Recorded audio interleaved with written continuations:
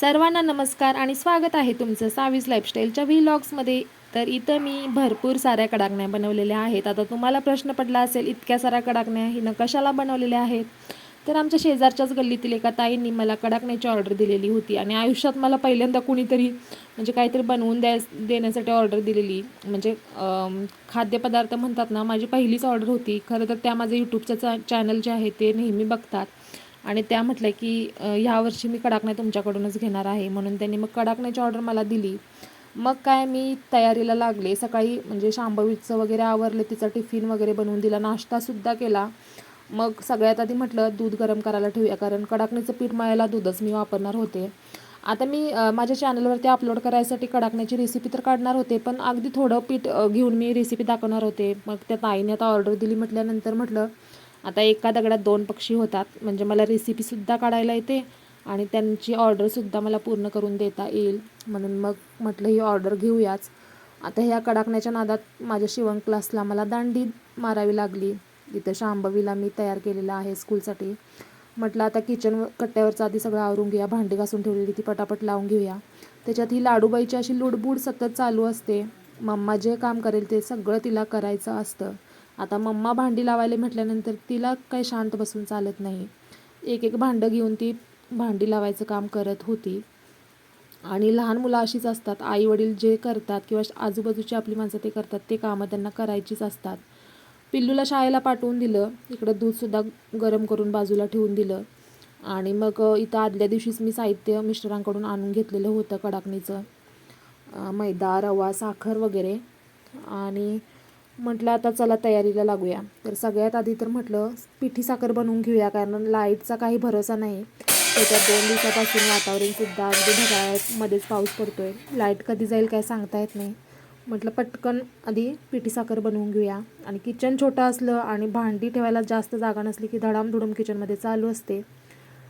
त्याच्यानंतर मग मिक्सरच्या भांड्यामध्ये मोजून साखर घेतली आणि मग असं मिक्सर लावला आणि पिठी साखर करून घेतली, कारण कडाकण्यामध्ये शक्यतो पिठी साखरच वापरतात, तुम्हाला माहीतच असेल. आणि हो, ह्या कडाकण्याच्या रेसिपी जी आहे ती मी माझ्या यूट्यूब चॅनलवरती अपलोड केलेली आहे. तिथंसुद्धा तुम्ही जाऊन चेक करू शकता.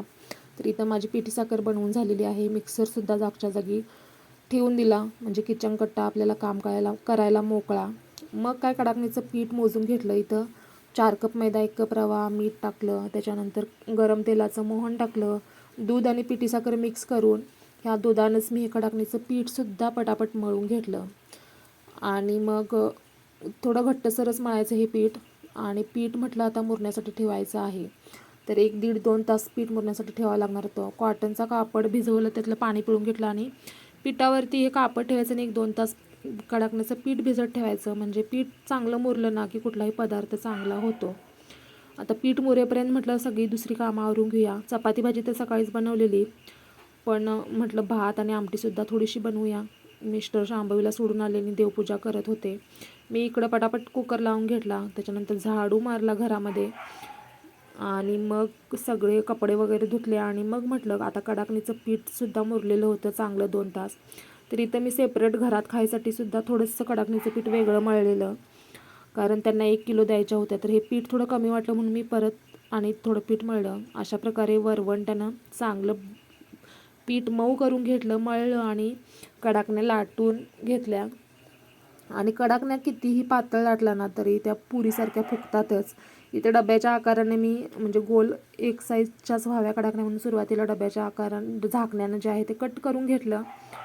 आणि सुरुवातीला मी काटे चमच्याने ह्याला काही होल वगैरे पाडले नव्हते. म्हटलं बघू, एकदम पातळ लाटलेले आहेत.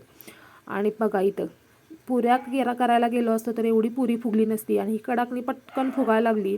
म्हटलं आता कडाकण्या तर एवढ्या फुगवून काही चालणार नाहीत, म्हणून मग काटे चमचा घेतला आणि अशा प्रकारे त्याला होल पाडून घेतले. मग काय शेजारच्या ताईसुद्धा थोडं मदतीला आल्या. म्हणजे आम्ही एकमेकींच्या मदतीला सतत जात असतो.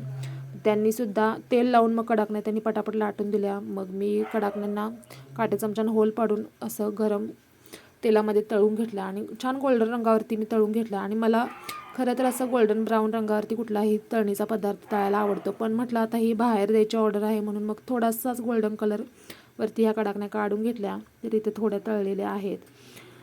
आणि असं उभा राहून पटापट माझं तळायचं काम चालू होतं. त्या ताई खाली बसून मला लाटून देत होत्या आणि इथं 1 किलोच्या म्हणजे टोटल मला वाटते 1.25 किलोच्या वरती मी कडाकण्या केलेल्या. कारण त्यांची 1 किलोची ऑर्डर देऊनसुद्धा माझ्याकडे 20-25 कडाकण्या शिल्लक राहिलेल्या, म्हणजे 1 किलो ते 1.5 किलोच्या कडाकण्या झालेल्या. आणि चवीला खरं सांगते, खरंच खूप छान झालेल्या. माझ्या ह्या कडाकण्याच्या रेसिपीचा फुल व्हिडिओ नक्की बघा माझ्या चॅनलवरती, त्याची लिंक मी खाली देते हवे तर तुम्हाला.